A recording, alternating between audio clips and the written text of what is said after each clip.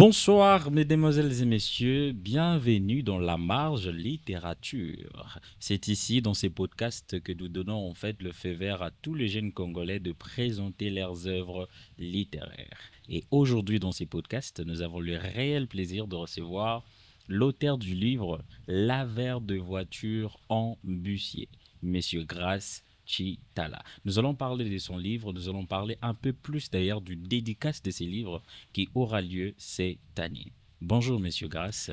Bonjour, monsieur Rémi. Vous allez bien? Oui, ça va. Très content de vous voir C'est un réel plaisir aussi pour moi d'être ici sur la marge. sur la marge. Oui, je crois que c'est la deuxième fois. Oui, c'est la deuxième fois que nous puissions vous recevoir et surtout pour parler de votre œuvre littéraire et tout. Ok. Ok. Alors, déjà, j'ai lu votre livre du début jusqu'à la fin. J'ai vraiment pris le temps de le lire ou surtout de comprendre la pensée.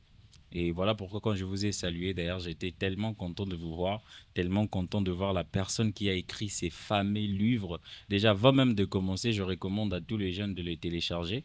Ça se trouve déjà sur Amazon. Effectivement. Oui, donc je recommande à tous les jeunes de vouloir télécharger les livres. Mais on va un peu plus parler d'abord de l'idée ou de la pensée du livre. Parce qu'en lisant les livres, je me suis rendu compte que vous y étiez vous-même dans le passé un laveur de voitures. Alors, comment ça a été cette expérience pour vous? Merci beaucoup pour la parole. Je peux dire que cette expérience était pour moi Mhm, une meilleure dans la vie parce que j'ai vécu un moment assez surprenant. mhm, Euh, D'abord, concevoir l'idée mhm. de devenir laveur de voitures, ça n'a pas été facile. Ok.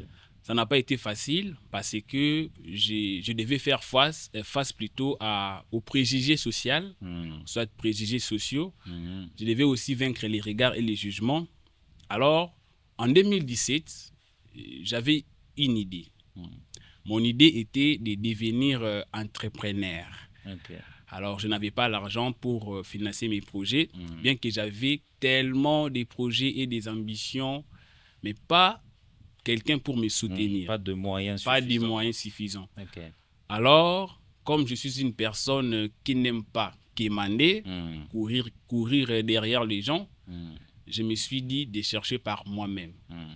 C'est la raison qui m'a poussé à aller devenir laveur de voitures pour avoir l'argent du capital Mhm. afin de me lancer dans mes projets que j'avais conçus. Là, c'était quelle année? C'était en En 2017. 2017, En ok. 2017. Mhm. Et à l'époque, je crois que c'est bon, les cabines qui faisaient l'expansion. Hein. Mhm. À l'époque, tout jeune voulait devenir, avoir une cabine. Mhm. Alors moi aussi, j'avais cette envie de me lancer dans Ok. dans ces business. Alors Mhm. c'est la raison pour laquelle je me suis dit de devenir laveur de voiture pour avoir l'argent Mhm. afin de financer mes projets. Donc c'est cette expérience héroïque que Ah, j'appelle souvent héroïque héroïque. parce que ce n'est pas du tout facile, Mhm. ce n'est pas donné à tout le monde Mhm. d'accepter ce que je fais. Mhm. Tant que Donc, vous avez vos parents, tant ok. que vous avez Mhm. une famille Mhm. qui prend vraiment pleinement la charge, quoi. Mhm. Donc, aller devenir laveur des voitures, souvent, on qualifie ces personnes comme étant les enfants de la rue. Ok. Mhm. Alors, un Ok. enfant de la maison comme moi, c'était tellement C'était- difficile. Donc, Et en ces moments-là, vous aviez de parents qui vous prenaient en en charge, ainsi charge, qu'une famille, ouais, mais vous avez accepté de vouloir en fait travailler en tant que laveur de des voitures, voitures. mais avec, avec une ambition. Donc, vous étiez en train de vous dire que vous devrez avoir une somme d'argent Ouais. pour aller maintenant créer une cabine téléphonique et tout ça là. Ok. Effectivement, c'est vraiment l'idée Hmm. de ce qui m'avait poussé de devenir laveur de voitures. Ok. Alors, pendant cette période-là que vous étiez en train de travailler, c'était quoi les difficultés que vous étiez souvent en train de rencontrer et tout? Oui, plusieurs. Hmm. Plusieurs, je peux dire que d'abord, les préjugés sociaux. Hmm. Les métiers est associé souvent aux illettrés, Ouais. aux enfants de la Aux rue, enfants de la rue, aux ok, aux chégués, aux chégués. enfants qui manquent de famille. Oui. Effectivement. Du coup, lorsque vous exercez les métiers de lavage de voitures, Hmm. comme moi je les faisais, vous devez d'abord confronter les regards et les jugements. Mhm. C'est ce qui fait d'abord mal. Hein. Ouais, Si exactement. vous ne savez pas comment vous pouvez vaincre les regards et les jugements. Et deuxièmement, il y a aussi la fatigue, il y a aussi euh, les soleils. Ok, nous vivons dans un pays où, je peux dire quoi, les degrés, hein, les degrés la sont chaleur, hauts et donc tout. oui, Oui, c'est ça compliqué. conditionne un Mhm. peu certaines difficultés. Et c'est plusieurs. C'est plusieurs. Mais la plus grande difficulté, c'est la dénigration. La dénigration. Un Là, jour, en tout cas, c'est vrai. un jour, j'ai été dénigré Ok. et je peux dire que je n'étais pas dans mon assiette ces jours-là. Bien que je sais comment vaincre les regards et les jugements, mais c'est ça. Je me mets à votre peau, je m'imagine maintenant un jeune qu'on voit peut-être à l'église ou dans une avenue être très bien habillé et tout Oui. ça là. Mais alors que le travail qu'il fait, c'est qu'il lave des voitures. Allez. Donc alors, par rapport déjà à ça, Oui. la période que vous avez eu à passer en tant que laveur de voitures et tout, Ok. qu'est-ce que ce métier vous a réellement appris? Oui.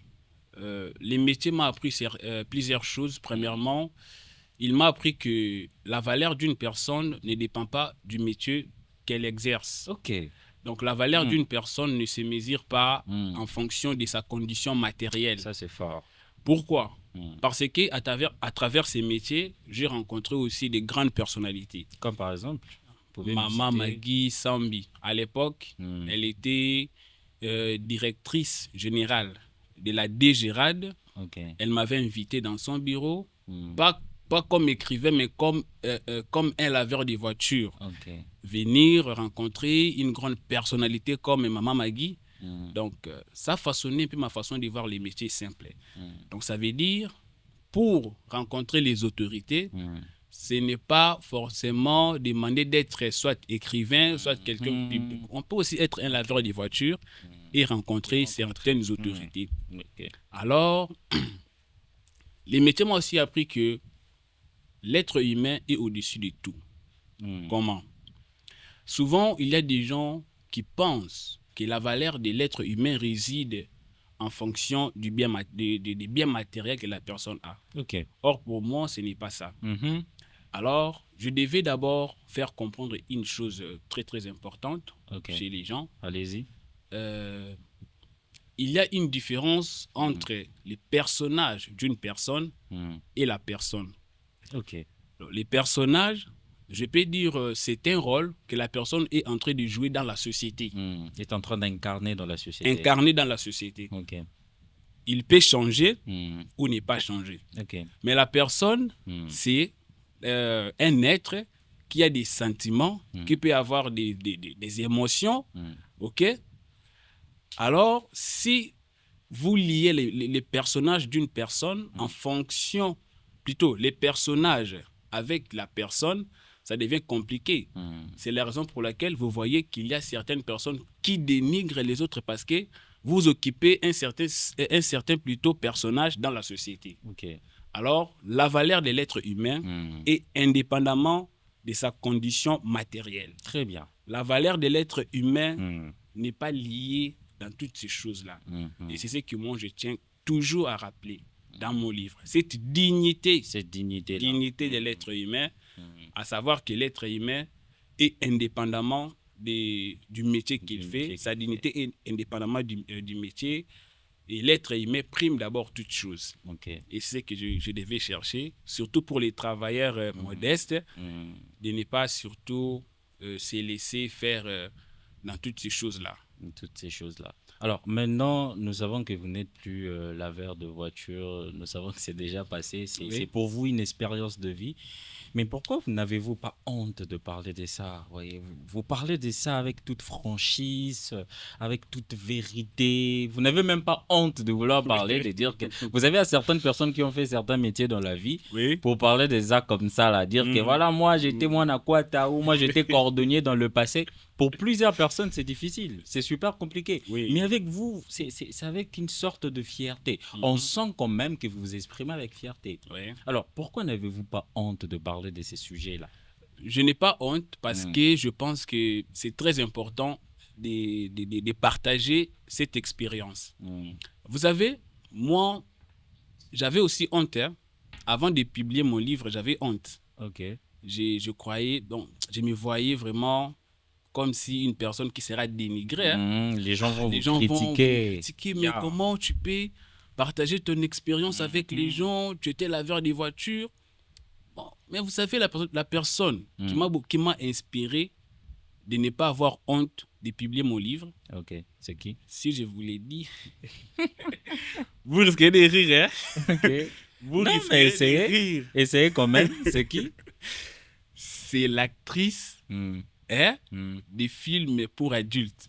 Ok. Oh.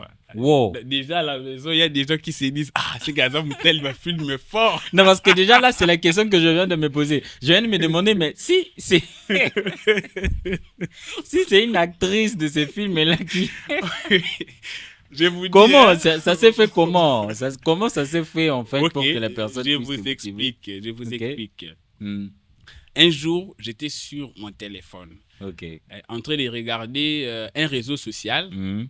J'ai vu une personne dans un plateau en train de partager une expérience vécue.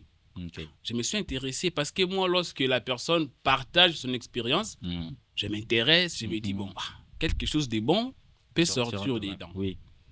Alors, l'actrice n'avait pas honte de dire aux gens que moi, j'étais actrice de film X. Alors, je me voyais bien. La personne qui a laissé sa nudité d'ailleurs n'a pas honte de partager à la télé. Alors, pourquoi moi, qui a une expérience qui peut inspirer les autres, d'avoir honte? Ok. Donc, c'est-à-dire que mon expérience, je trouve et j'ai la conviction que elle peut changer beaucoup de vies. Parce qu'il y a des gens qui vivent dans l'abstraction de la vie. Ils pensent que la vie, c'est une idée. Or, la vie, c'est la réalité, c'est ce qu'on vit. Exactement. Oui. Alors, je ne peux jamais avoir honte parce que moi, je n'ai pas laissé ma honte dehors. J'étais qu'un simple laveur de voitures, une personne qui cherchait son argent dignement. Oui. Alors, pourquoi avoir honte? Exact. Alors, pour être clair, je n'ai pas honte parce que j'ai une conviction qui est de changer la vie de beaucoup de Congolais que je constate qu'on a encore trop de choses à améliorer dans notre société. Ok. Alors, c'est la raison pour laquelle je n'ai pas honte de parler avec de ça, parce que je sais que la personne qui me suit avec attention peut changer sa vie. Exactement, c'était super intéressant. Ouais. J'ouvre une petite parenthèse pour signaler à tous les internautes que les livres Laveur de voitures embûchées a été officiellement archivé par les DG de la DGRAD. Ok. Alors, c'est officiellement archivé. C'est pas petite chose. Hein. Pour les gens qui vont peut-être suivre et croire que c'est un livre manquant qu'un jeune a créé pour publier sur les réseaux. Non, c'est archivé par les DG de la DGRAD. Alors, déjà, les titres... Il faut préciser son nom. Hein. Monsieur Étienne Ochoudi. Monsieur Étienne Ochoudi. Ok. Oui. Nous vous saluons en passant, cher DG et tout. Ok. Alors déjà, en écoutant le titre, laveur de voiture. Perso, j'aimerais que ça s'arrête là. Oui. Laveur des voitures. Mais il y a encore un autre mot qui se rajoute à la fin. On dit laveur de voiture embûché. Ça dit beaucoup de choses. Oui. Alors pour les personnes peut-être qui vont s'intéresser au titre ou qui vont s'intéresser au livre, pourquoi vous avez choisi justement ces titres-là? Pourquoi avez-vous rajouté les mots embûché à la fin de cette phrase et tout?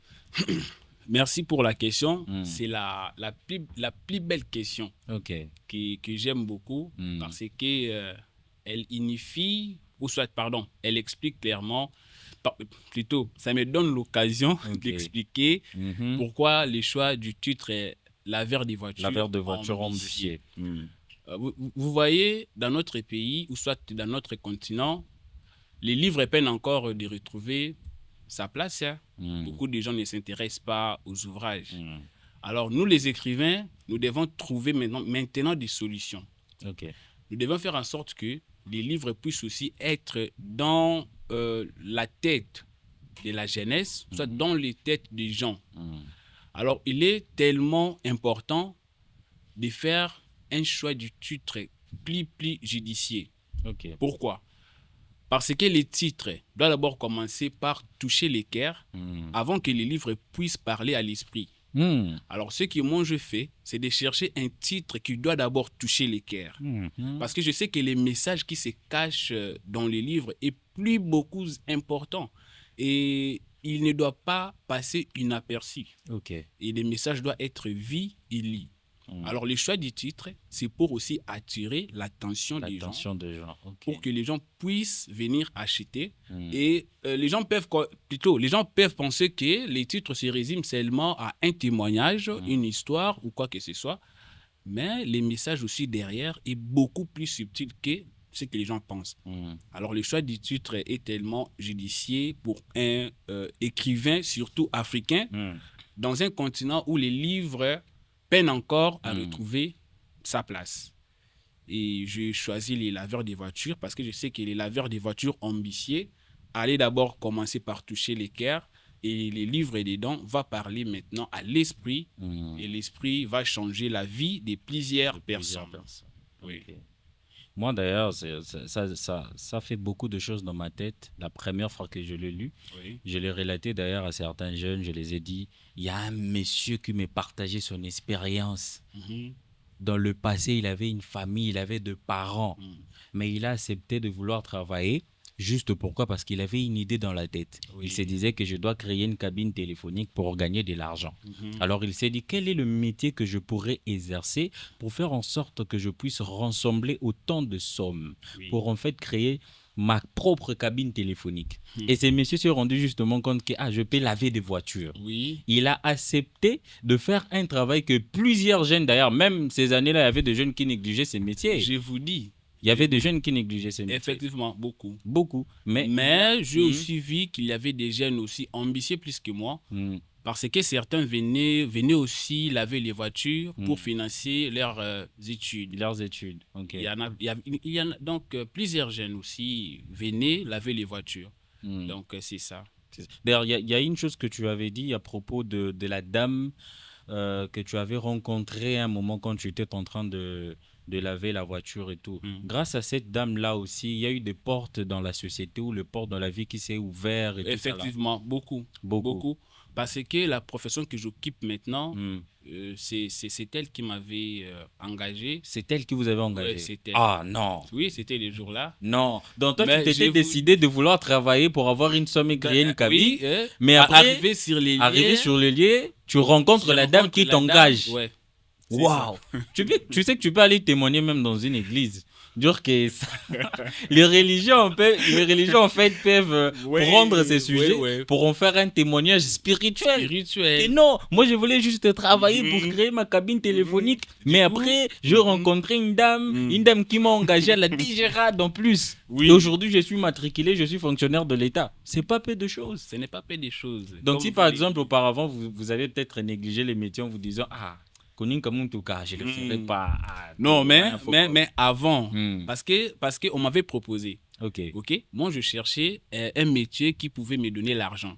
Alors, un vieux du quartier m'avait proposé de laver les voitures. Dans un premier temps, j'avais refusé. Gaï, rien. On a lavé ma carte. Rien. Fort. Mais à un moment donné, je me suis documenté sur les revenus journaliers, et les candés par jour. Bon, alors, si vous avez le courage, un grand courage, vous pouvez par jour vous retrouver avec 30 000 francs. 30 000 francs. Et déjà 30 000 francs, pour moi, c'était beaucoup. Je n'avais pas la charge. Ok. Aucune responsabilité. Et à l'époque aussi, les transports étaient faciles. Il y avait les Transco, Sogobemika Capé là. 500 francs au Comiville, retour 500 francs. Donc ça fait alors, ça fait 1000 francs. Alors moi, j'ai mangé déjà à la maison. Une fois arrivé sur les lieux, je me disais, Nazo Lukara 20 000. Si on a eu 20 000, Nazo n'y parlait. Et Sili. Ok. Une fois, si on a eu 20 000, on a économisé 18 000. 1000 francs, il y a transport, oui, la Moussouane. Donc c'est-à-dire que c'était ça l'ambition. Pourquoi? Parce que je ne me voyais pas faire une année là-bas. Ok. Arrivé à 3 mois, j'ai économisé plus de 3 millions. des francs congolais dans le lavage de voitures. Wow. C'était possible. Wow. Ok, donc c'était possible. Donc c'est la raison pour laquelle je me suis toujours dit qu'on ne peut jamais négliger des petits métiers. Exact. Donc le commencement est plus important. Et mettre l'ambition dans ce que nous faisons. Et moi, j'ai beaucoup de... Je peux dire quoi? J'ai beaucoup du mal lorsque je vois certains amis que j'ai laissés dans le lavage des voitures, jusqu'à présent, ils sont toujours laveurs des voitures. Alors moi, je me sens mal. Pourquoi? Parce qu'ils ils exercent ces métiers pas par ambition, mais par condition de la vie. Et c'est ce que moi, je ne vais pas attendre. Okay. Moi, j'aimerais que les gens puissent exercer des petits métiers avec ambition. De savoir que les petits métiers ne définissent pas votre vie. Vous devez avoir aussi d'autres ambitions au-delà de ce que vous faites maintenant. Mais Monsieur Grace Chitala, il y a une question que je suis en train de me poser dans la tête. Okay. Inciter les jeunes à vouloir accepter de petits métiers, c'est pas mal, c'est pas mauvais. Mais comment vaincre en fait les regards des autres personnes au moment où toi tu acceptes de faire un petit métier? Les gens là qui critiquent, qui aiment toujours dénigrer les gens. Aïe, salani, aïe, cordonnier, aïe, on a la tabac propre, on a voiture en ville. Comment vaincre le regard des autres quand on accepte de faire un petit métier? Oui, les regards et les jugements d'autrui, c'est un défi de la vie.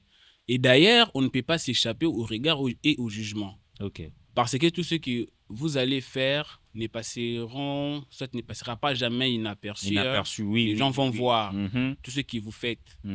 Donc, pour vaincre les regards et les jugements des autres dans les petits métiers, il faut premièrement savoir ce que vous cherchez dans les métiers. Ok.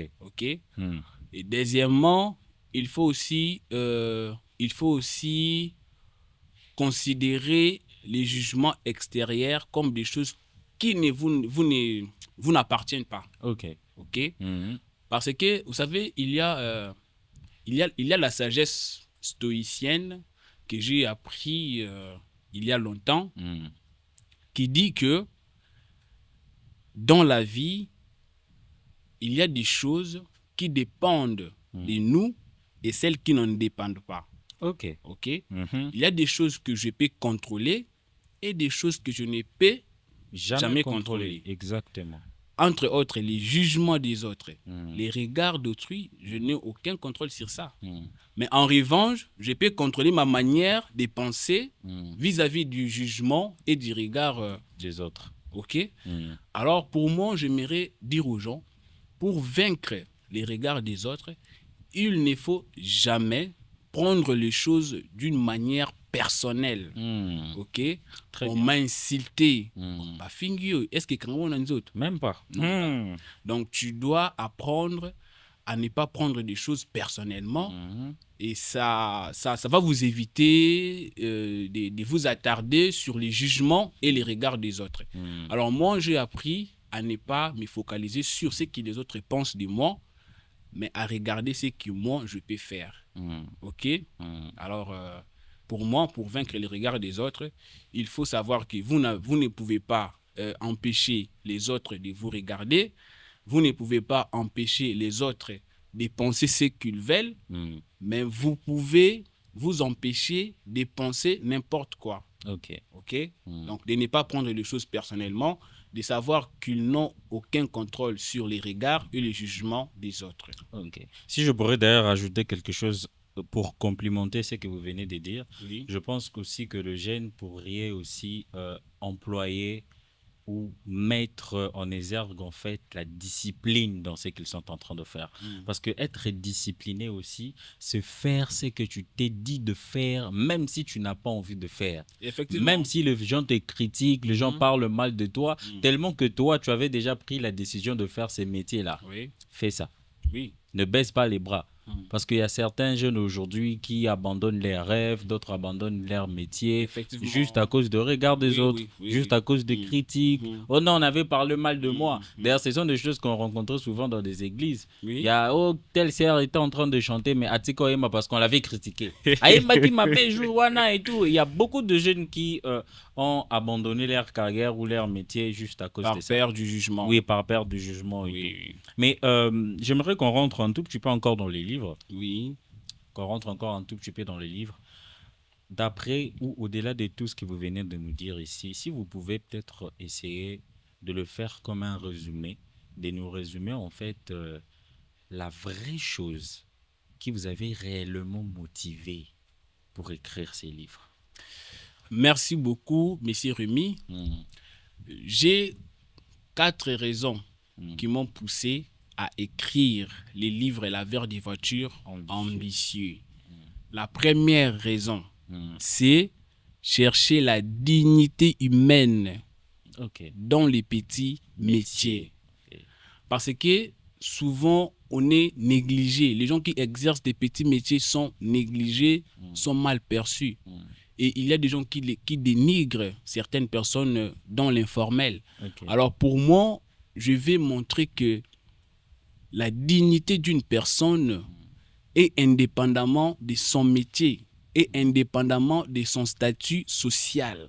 Donc les gens doivent comprendre que nous devons être les humanistes, c'est-à-dire l'humain est intrinsèquement l'humain est c'est un être qui a des valeurs intrinsèques qui sont propres à lui-même. Donc l'humain est celui qui doit primer toute chose au-delà des biens matériels, au-delà de ce qu'il est. Donc il n'est pas défini par sa condition matérielle, mais il est au-dessus de toute chose. Alors c'est cette dignité, c'est le respect, la valeur qu'on donne à chaque être humain que moi je cherche dans les petits métiers, que les gens puissent comprendre que on ne devient pas laveur des voitures, on ne devient pas dans un petit métier par vocation.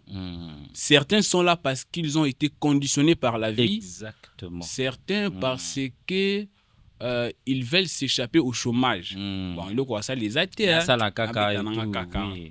Alors c'est cette dignité que moi je cherche. Et deuxièmement, au moment où vous appuyez place vous pensez que non, ok. Mais deuxièmement, c'est pour valoriser les simples travails, les simples métiers. Pourquoi?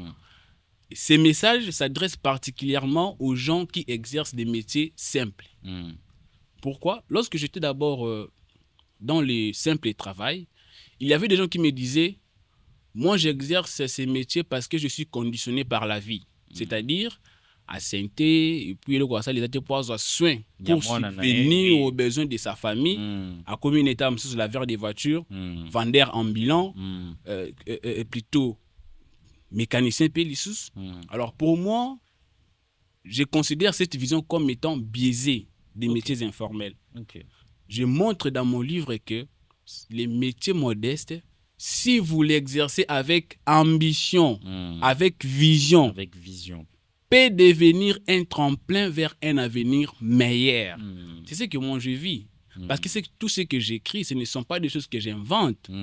J'ai expérimenté. J'ai vu que les simples travail, si vous mettez de l'ambition, vous pouvez devenir quelqu'un. Ils peuvent devenir des passerelles pour vous vers une autre vie. Ça, c'est la deuxième raison.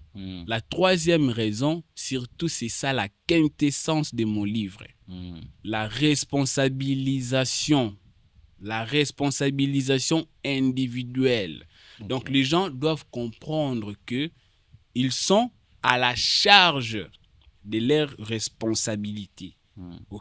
Je me suis d'abord appuyé sur une philosophie existentialiste. Cette philosophie est tellement radicale, elle nous dit plutôt que l'être humain ne choisit pas certaines conditions matérielles comme notre environnement, on ne peut pas choisir notre peau, on ne peut pas choisir notre nationalité, notre famille. Il y a des choses qui ont été conditionnées pour nous. Mais en revanche, nous avons la possibilité de changer notre avenir. Nous avons la possibilité de changer notre vie à travers les choix, à travers les actions que nous menons, nous entreprenons chaque jour. Alors, l'être humain a la possibilité de se faire ce qu'il veut. Par le biais de sa responsabilisation. Ok? Jean-Paul Sartre disait que le plus important, ce n'est pas ce que la vie vous donne, mais ce que vous faisiez de ce que la vie vous donne. Et c'est ça, et plutôt, c'est ça la responsabilisation. Et quatrièmement, booster le courage. Montrer que le courage est le moteur du changement.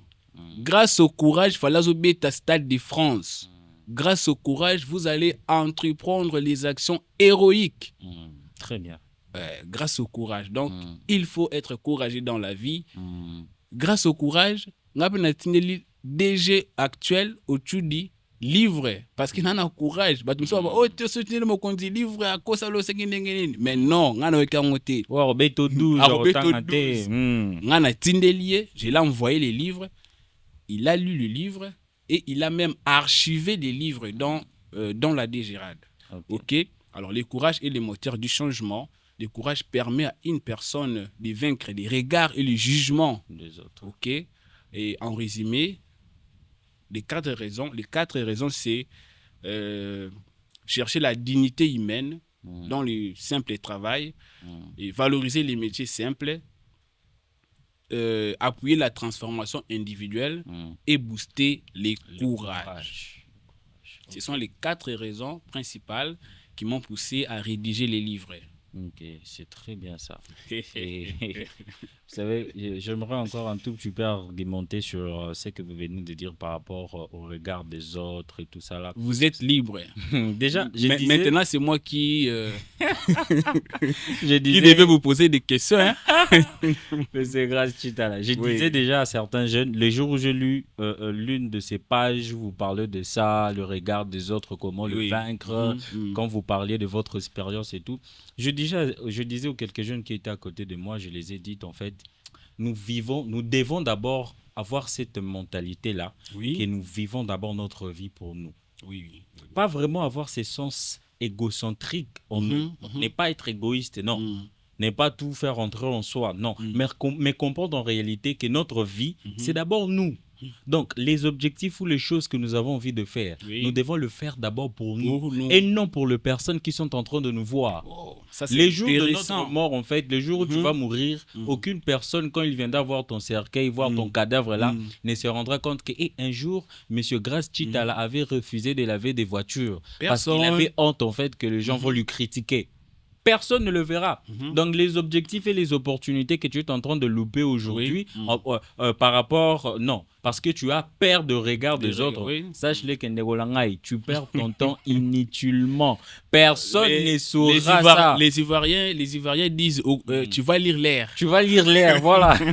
Tu vas lire l'air parce qu'en réalité, M. Grace Chitala, dans le passé, c'est grâce en fait à ces métiers de laveur de voiture qu'il est aujourd'hui l'homme qu'il est. Il a rencontré aujourd'hui certaines personnes qui l'ont aidé dans la vie. Donc toi, le métier que tu es en train de négliger aujourd'hui parce que tu as honte. Et on va me critiquer. Mes copines vraiment à la fac. Non, les métiers en fait qui te rapportent des revenus, fais ça. Soit ambitieuse comme M. Grace Chitala. En tout cas, si je continue, je pense que j'irai trop loin. Alors déjà, ça c'était la chose ou les choses qui vous ont motivé à vouloir écrire les livres. Mais si on doit aussi résumer en fait le message principal. Si on doit résumer le message principal du livre Laveur de voiture. En un mot, les débits ne déterminent pas votre destination. Les débuts ne déterminent pas votre destination. Ça veut dire que vous pouvez commencer petit et ne pas finir petit. Donc, chaque métier, aussi petit soit-il, a de la valeur. Exact. Et les métiers peuvent être petits, mais l'homme qui l'exerce est plus grand. Très bien, ça c'est très fort. Et aussi, en parlant de ça, d'ailleurs, certaines personnes ou certains jeunes précisément ne savent pas que tellement que la vie elle est faite des étapes, toutes les choses que nous sommes en train d'entreprendre dans notre vie, elles sont faites aussi des étapes. C'est ça, ce qu'on appelle la leçon de la dialectique. La dialectique, surtout la dialectique hegelienne, nous dit que tout ce qui existe passe par son contraire. C'est-à-dire, on ne peut pas arriver directement en haut sans toutefois passer par les bas. Exact. Parce que les bas, c'est le contraire du haut. Donc, vous devez commencer par les bas, vous montez petit à petit en affranchissant des étapes successives jusqu'à ce que au commis place au yolingi. Exactement. Donc c'est ça ce qu'on appelle la dialectique. La dialectique. Ok, très bien. Alors, Monsieur Grace Chitala, oui. Déjà par rapport à votre expérience que vous venez de passer en tant que laveur de voitures en Bussier et l'homme que vous êtes aujourd'hui, oui. Et par rapport au livre que vous avez écrit, pensez-vous que le jeune d'aujourd'hui qui ne travaille pas, les jeunes qui sont à la maison, ils les sont juste par manque de bonnes opportunités ou par manque d'une bonne mentalité que vous êtes en train d'essayer de nous transmettre dans ces livres? Je choisirais les deux, mais je pense plus que c'est la mentalité. La mentalité. Si vous me regardez et si vous lisez aussi mon livre, vous allez voir que moi, je suis une personne qui prône la responsabilité personnelle. Je ne peux pas désigner des coupables extérieurs. De dire que, opportunité zatée, non. Pour moi, ce n'est pas ça ce qui compte pour moi.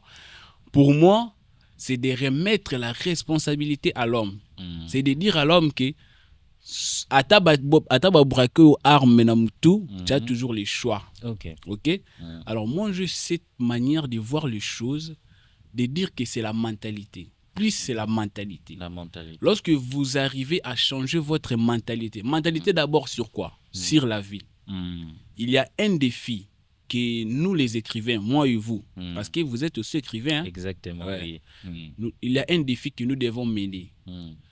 C'est de changer la mentalité congolaise.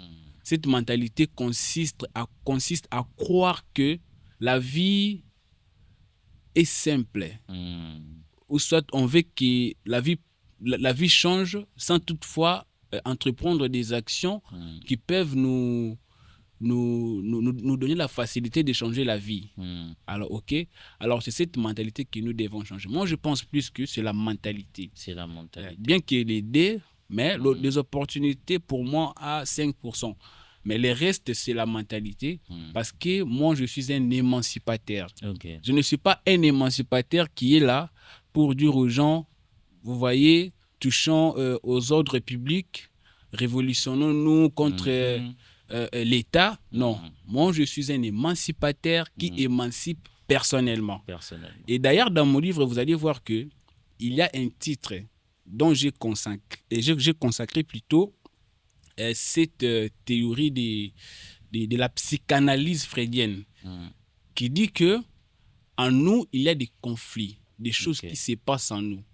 Donc, vous voulez faire quelque chose, cette chose-là peut être bénéfique pour vous. Mais du coup, ça là, fais-les. Ok? Alors, c'est cet ennemi intérieur que moi, je vais combattre chez l'homme. Donc, je suis un émancipateur personnel. Je vous envoie à vous émanciper personnellement. D'ailleurs, ce nom-là, il y a une personne qui m'a surnommé. Moi, je ne savais pas. Alors, ce nom-là est est lié à ma mission de montrer aux gens que vous devez vous dépasser au lieu de vouloir dépasser les autres, ou soit la société. Donc, pour moi, c'est ça. Donc, pour vous, un peu plus, le problème des jeunes, c'est la mentalité. C'est la mentalité. Et il y a même des livres qui parlent de la mentalité de l'argent, mentalité de plusieurs choses. La mentalité vous pouvez chercher l'argent, vous pouvez économiser. Moi, je vous dis, si un laveur de voitures est ambitieux, en 2 ans, il sera une grande personne. Parce que dans le lavage de voitures, il y a des jeunes qui se retrouvent avec des 30 000 francs par jour. Et qui n'ont pas. Donc, c'est cette mentalité qu'on veut changer. Et vous allez le voir le soir, après son travail, à au gouvernement. Ah, ceux qui n'ont ceux qui n'ont mais tu as 30 000 francs dans la poche. OK? Et j'ai expliqué dans mon livre, il y avait un collègue à moi, lorsque j'étais dans le lavage de voitures, un collègue, lui, lorsqu'on travaillait, il travaillait avec nous. La semaine, il économise son argent correctement. Et vous savez ce qu'il faisait? Il faisait quoi? L'argent qu'il a gagné toute la semaine, là, les week-ends, il dépensé inutilement. Et les lundis, il revient encore pour chercher l'autre. Et jusqu'aujourd'hui, il est toujours laveur des voitures. Mais c'est inadmissible. Inadmissible. Et donc, absurde aussi. Absurde. Donc là, je vous appuie à 100%. Je pense qu'en réalité, plusieurs jeunes, leur problème, ce n'est pas les opportunités, mais leur problème, c'est leur mentalité. Parce que le métier dans notre pays, ça ne manque pas. Les gens qui disent mais ça là, la Congo, ils ont de souffrir parce qu'on peut aussi créer. On peut créer, et en dehors de créer, il existe de ces métiers qui sont là. Vous savez qu'à travers ces podcasts, c'est à travers ces podcasts que quelques jeunes se rendront compte que dans le métier de lavage de voiture, on a payé 20 000, 30 000. D'autres personnes pensent peut-être qu'ils ont des métiers qui s'écrivent dans le J'ai bien précisé que si vous avez le courage, vous pouvez arriver jusqu'à 30 000, 50 000, voire même. Imaginez un peu. Donc, au moment où il y a ces métiers qui existent, il y a maintenant des jeunes qui traînent à la maison et qui insultent le gouvernement. Donc, Bandegolangay, changeons notre mentalité. Alors, Monsieur Crash Chitala, nous atterrissons déjà vers la fin de notre échange, mais j'aimerais que vous puissiez un peu plus nous parler aussi. D'ailleurs, ça, c'est un point très essentiel de ces podcasts. Effectivement. Du dédicace, en fait, de ces livres. Alors, parlez-nous, en fait, de ces dédicaces. Ça aura lieu quand? Dans quel endroit? Si déjà c'est organisé, parlez-nous un peu de ça et qu'on cloche des dates déjà et tout. La séance de la présentation et dédicace du livre Laveur des voitures ambitieux, c'est déjà organisé. Ok.